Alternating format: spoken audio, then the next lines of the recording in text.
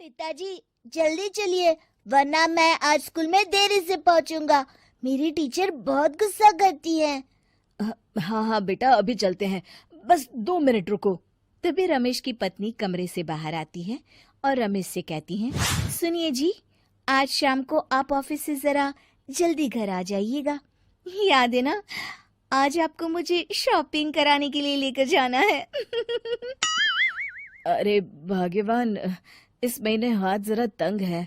मेरी मानो तो शॉपिंग का विचार कुछ दिनों के लिए अपने दिमाग से निकाल ही दो। मैं तुम्हें अगले महीने पक्का शॉपिंग कराने ले जाऊंगा। अभी मुझे चलना चाहिए, वरना राजू को स्कूल पहुंचने में देर हो जाएगी। देखिए जी, अब आपके ये बहाने पुराने हो चुके हैं। मैं कुछ नहीं जानती। आज शाम को मुझे शॉपिंग करने जाना है, मतलब जाना है। आगे आपकी मर्जी। अच्छा ठीक है भाग्यवान, अब तुम पूरा घर सर पर मत उठाओ, मैं कुछ करता हूँ। इतना कहकर रमेश अपने बेटे राजू को लेकर वहां से चला जाता है। घर से निकलने के लिए रमेश जैसे ही अपनी मोटरसाइकिल शुरू करता है, तभी उसकी माँ उसे आवाज देकर कहती है, अरे रमेश, आज शाम को मुझे कुछ पैसे दे देना। याद है ना, मैंने तुझसे कहा था कि मुझे मंदिर में चढ़ावा चढ़ाना है। अरे माँ, मेरी तनख्वाह आने में अभी 10 दिन बचे हैं। अभी मेरे पास बिल्कुल पैसे नहीं है। हाँ, मेरी तनख्वाह मिलते ही मैं तुम्हें पैसे दे दूंगा। रमेश की माँ चिढ़कर कहती हैं, अरे तेरा दिमाग तो खराब नहीं हो गया? मैंने तेरे भरोसे मंदिर के पुजारी जी से वादा कर दिया है और तू कह रहा है कि पैसे नहीं है। अब मैं पुजारी जी को क्या जवाब दूंगी? तुझे तो मेरी इज्जत की भी कुछ परवाह नहीं है। अच्छा ठीक है माँ, अब तुम गुस्सा मत करो, मैं शाम तक कुछ इंतजाम करता हूँ। इतना कहकर रमेश वहां से चला जाता है। फिर दोपहर को जब रमेश अपने दफ्तर में बैठा होता है, तब उसे अपनी पत्नी और माँ की बातें याद आती हैं। रमेश अपने दफ्तर के एक साथी मोहन से कुछ रुपए उधार मांगता है। अरे भाई मोहन, मेरा एक छोटा सा काम कर दो, मुझे कुछ रुपयों की सख्त जरूरत है। मुझे कुछ दिनों के लिए क्या तुम रुपए उधार दे सकते हो? अरे रमेश भाई, मैं तुम्हें पैसे उधार तो दे सकता हूँ, लेकिन मुझे वक्त पर पैसे लौटा देना।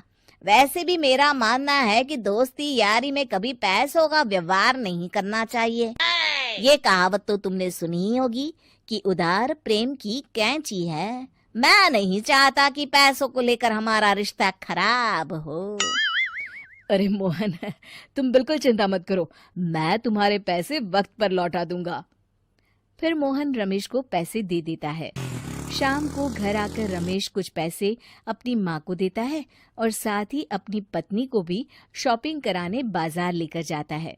रमेश की पत्नी और उसकी माँ का स्वभाव जरूरत से ज्यादा खर्चीला होने के कारण दोनों हमेशा बेवजह पैसे खर्च करती हैं। फिर एक दिन, सुनिए जी, अगले हफ्ते हमने छुट्टियों में कहीं बाहर जाने का प्लान बनाया था। आपने पैसों का इंतजाम कर लिया ना? अरे अभी कहाँ, अभी तो मेरे पास बिल्कुल पैसे नहीं है। हम कभी और चले जाएंगे। देखिए जी, मैंने सभी सहेलियों से कह दिया है कि मैं बाहर घूमने जा रही हूँ। अगर मैं नहीं गई तो सब मुझ पर हंसेंगी।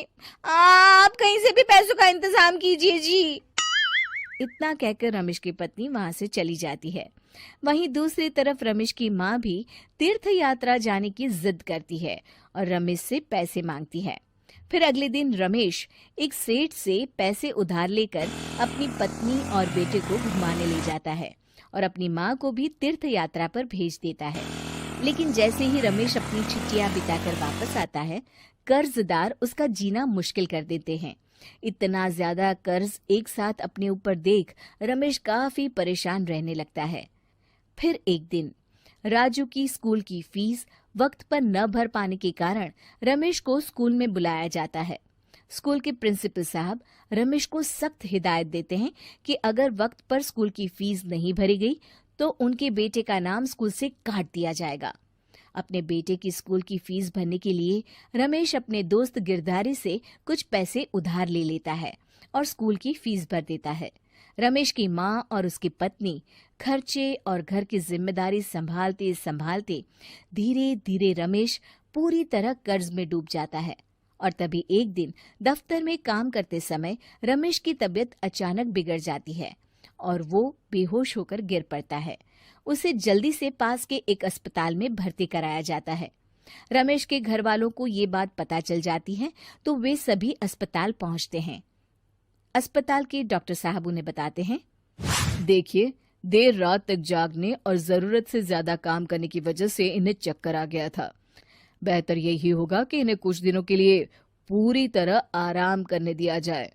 रमेश की हालत देखकर उसके बेटे राजू को बहुत गुस्सा आता है और वो अपनी दादी और माँ से कहता है, माँ, दादी, मैं इतना छोटा हूँ, फिर भी मैं इतना समझता हूँ कि पिताजी दिन रात दफ्तर में काम करके पैसे कमाते हैं। पिताजी अकेला पूरा घर संभालते हैं और आप दोनों अपने फिजूल के खर्चों के लिए उन पर दबाव डालते रहते हैं। आज पिताजी की हालत के जिम्मेदार तो आप दोनों हैं।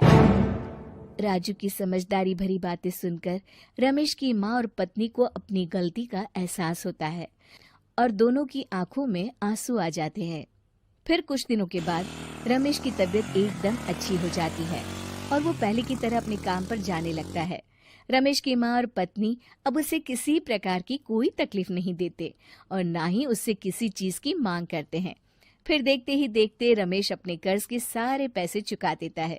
उसकी जिंदगी पहले की तरह अच्छी हो जाती है और वो अपने परिवार के साथ खुशी खुशी रहने लगता है। शिक्षा, हमारे रिश्ते एक तराजू की तरह होते हैं जिसकी दोनों ओर जिम्मेदारी और समझदारी का वजन बराबर होना चाहिए।